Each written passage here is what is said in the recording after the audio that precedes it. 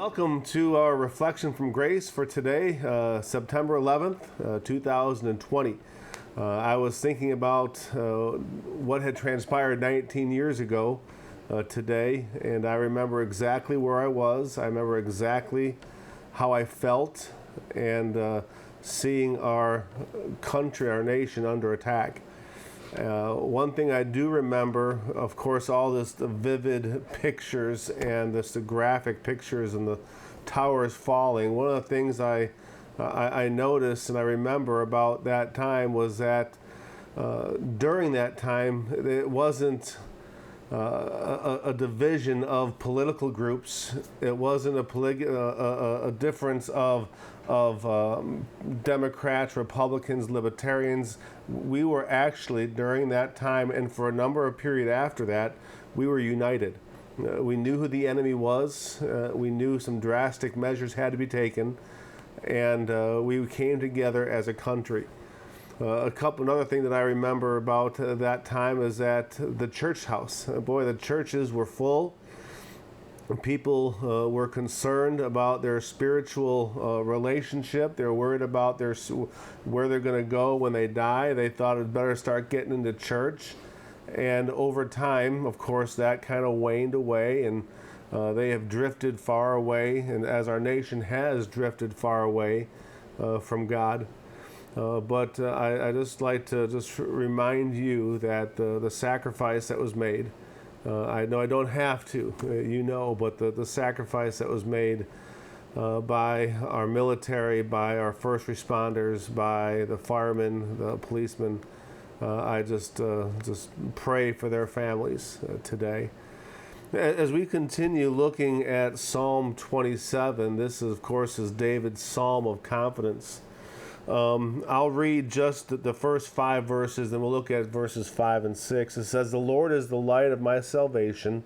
Whom shall I fear? The Lord is the strength of my life. Of whom shall I be afraid? When the wicked, even mine enemies and my foes, came upon me to eat up my flesh, they stumbled and fell. Though an host should encamp against me, my heart shall not fear. Though war should rise up against me, in this will I be confident. One thing have I desired of the Lord, that I may seek after, that I may dwell in the house of the Lord all the days of my life, to behold the beauty of the Lord, and to inquire for his temple." And we turn to verse 5, and it continues. It says, "For in the time of trouble," or because of the time of trouble, "he will hide me in his pavilion." It says, "In the secret of his tabernacle shall he hide me, and he shall set me upon a rock. And now shall mine head be lifted up above mine enemies around about me. Therefore I will offer to him his tabernacle sacrifices of joy. I will sing, yea, I will sing praises unto the Lord." And I don't have much as far as notes is concerned today, as far as this couple of verses, because I think it really speaks for itself. When he says, "For in this time of trouble," remember we talked earlier about how when he's talked about in verse number 2, I believe it was, how the host had encamped around him. David was a man of war. He spoke in military terms and things that people could understand. So he set that up as far as the host, as that camp that was around him, which was occupied by men of war, as they encamped around about him. In verse 3 it says, the war should rise up against me. The battle was going to intensify.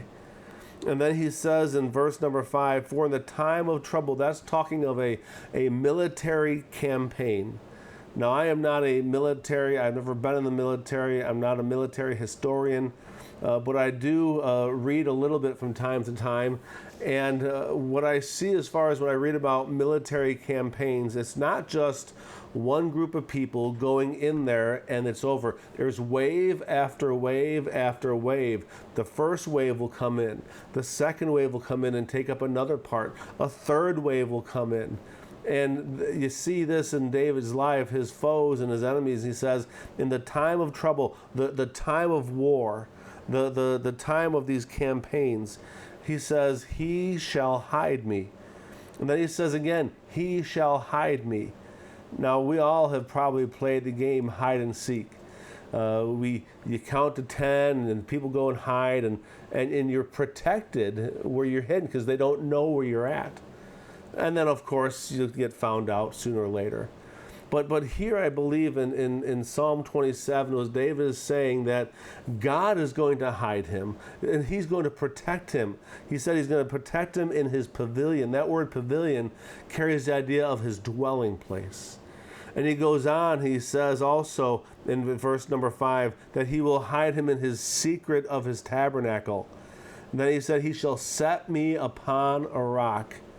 One of the things I've noticed about different wars and things like that in battles is that generally if you have the high ground in a battle, when you're set up above and you're aiming down, your chances of success and victory will increase dramatically.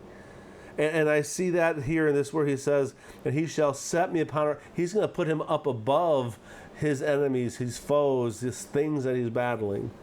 And I see that God will do that with us as well. If we are willing during that time of trouble to go to him, to have him protect us, to have him fight our battles, to have him watch over us, then we too shall also realize that it's that his enemies are high and set us upon a rock. And it says in verse number 6, it says, and now shall mine head be lifted up from above mine enemies.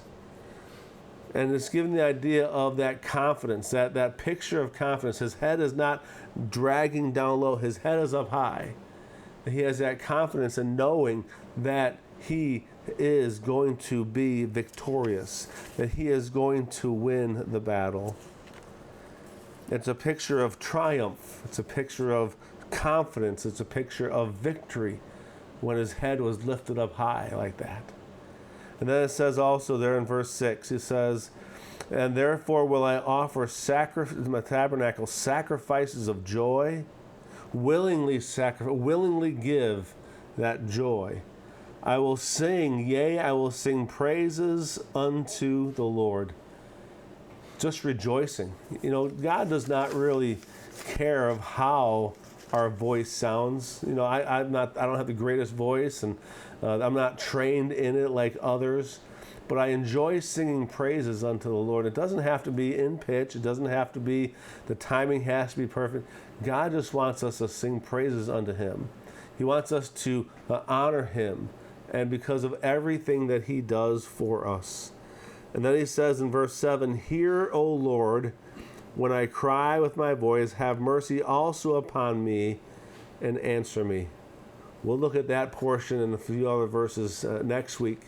But as the day comes to a close today, just remember those who have given their life for the protection of our country.